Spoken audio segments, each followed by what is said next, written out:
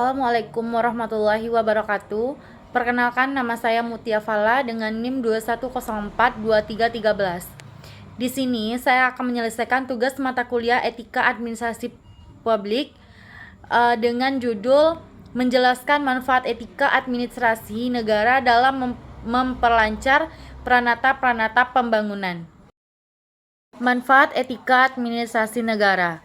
Etika administrasi negara selain menjadi acuan, referensi etika administrasi negara dapat pula digunakan sebagai standar untuk menentukan sikap, perilaku, dan kebijakannya agar dapat dikatakan baik ataupun buruk. Pertimbangan etika sama sekali bukan langkah mundur, tetapi justru upaya untuk menemukan pranata-pranata pembangunan yang berwatak dan bermoral, serta mendapatkan bentuk interaksi yang ideal antara aparat negara dengan semua warga negara. Hal tersebut disebabkan oleh etika negara sebagai standar penilaian administrasi negara mengenai tindakan administrasi negara yang menyimpang dari etika administrasi negara dan faktor yang menyebabkan timbulnya etika administrasi negara tersebut.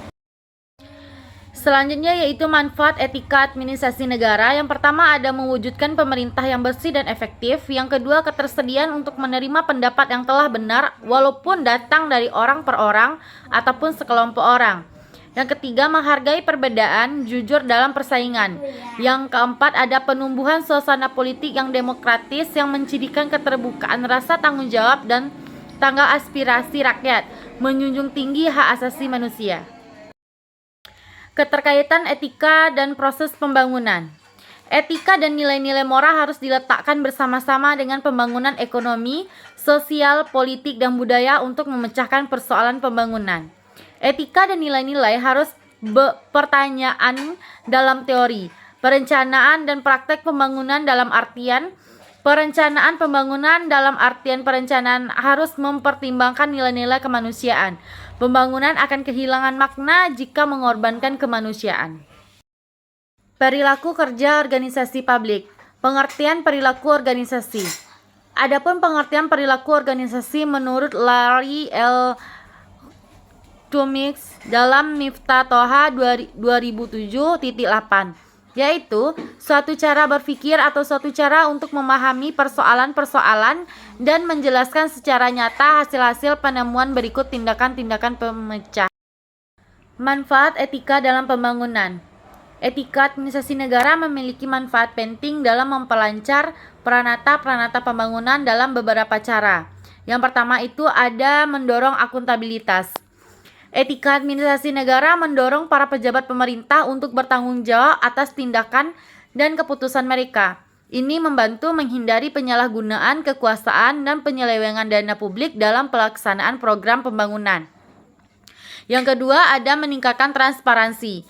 Dengan mematuhi prinsip etika, proses pembangunan akan lebih transparan. Informasi yang akurat dan tersedia secara publik akan memungkinkan pemangku kepentingan untuk membantu dan mengevaluasi proyek-proyek pembangunan dengan lebih baik. Selanjutnya ada meningkatkan kualitas keputusan. Ketika pejabat pemerintah mengutamakan etika dalam pengambilan keputusan, kebijakan-kebijakan yang dihasilkan lebih mungkin untuk menjadi solusi yang efektif bagi masalah-masalah pembangunan. Hal ini dapat mempercepat pembangunan dan peningkatan kualitas hidup masyarakat. Selanjutnya ada membangun kepercayaan masyarakat. Etika administrasi negara membantu membangun kepercayaan masyarakat terhadap pemerintah. Masyarakat akan merasa lebih nyaman dan yakin bahwa kepentingan mereka diprioritaskan dan bahwa dana publik tidak disia-siakan. Yang terakhir meningkatkan reputasi negara. Etika administrasi negara cenderung memiliki reputasi yang lebih baik di tingkat nasional dan internasional. Hal ini dapat meningkatkan hubungan diplomatik dan kerjasama antar negara dalam pembangunan. Dalam rangka memperlancar pranata-pranata pembangunan, penting untuk menjadikan etika administrasi negara sebagai bagian dari integral dari budaya kerja dalam pemerintah. Dengan demikian, proses pembangunan dapat berjalan lebih efektif dan berdampak positif pada masyarakat dan negara secara keseluruhan. Berikutnya ada manfaat perilaku organisasi.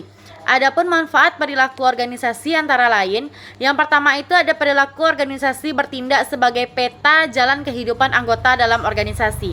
Yang kedua, melakukan penelitian sistematis yang berguna dalam memahami dan memprediksi kehidupan organisasi.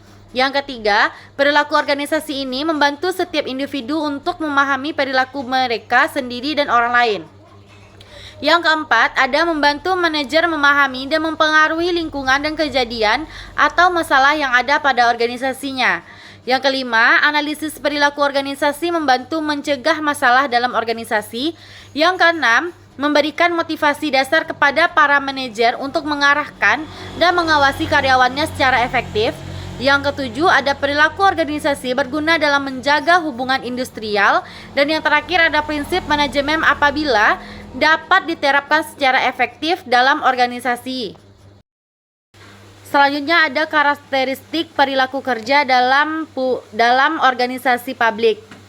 Yang perilaku kerja dalam organisasi publik mengacu pada tindakan, sikap, dan interaksi yang terjadi di antara individu-individu yang bekerja dalam sektor pemerintahan atau organisasi nirlaba yang beroperasi untuk kepentingan masyarakat umum. Beberapa karakteristik perilaku kerja dalam organisasi publik. Yang pertama itu ada keputusan terhadap aturan dan peraturan. Karena organisasi publik ini seringkali memiliki peraturan yang ketat, perilaku kerja harus patuh terhadap regulasi dan etika yang berlaku.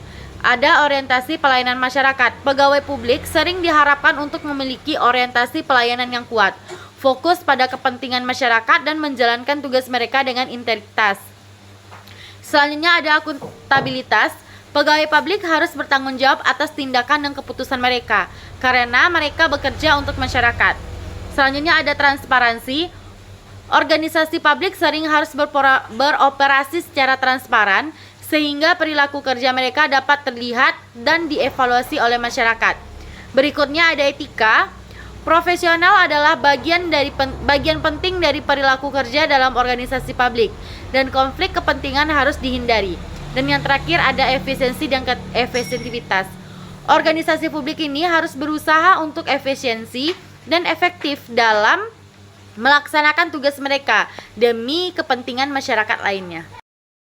Next, yang terakhir itu mengenai pelaksanaan sanksi bagi pelanggar etika. Pelaksanaan sanksi bagi pelanggar etika dapat bervariasi tergantung pada konteks dan peraturan yang berlaku. Beberapa contoh sanksi yang umum digunakan dalam situasi pelanggaran etika. Yang pertama itu ada peringatan atau teguran tertulis. Yang kedua ada sanksi administratif.